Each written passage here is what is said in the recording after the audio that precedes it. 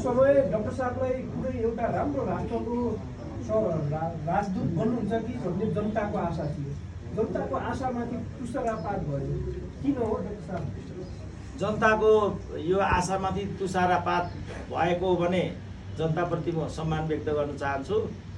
तर मैले धेरैचोटि भनिसकेँ, म चाहिँ त्रिभुवन विश्वविद्यालयको रिटायर प्राध्यापक हुँ। त्यो चाहिँ राजदूतभन्दा एक तह माथिको पद हो र त्योभन्दा नि महत्त्वपूर्ण कुरा चाहिँ मैले प्रतिस्पर्धा गरेर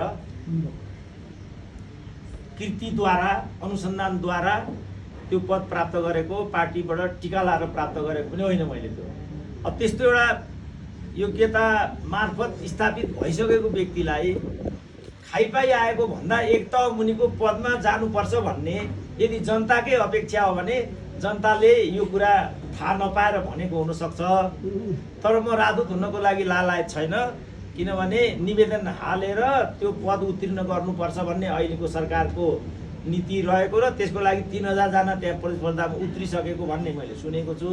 त्यस्तो गल्ती म गर्दिनँ। मलाई राजदूत पद चाहिएको छैन, म त्यो पदमा जान्न।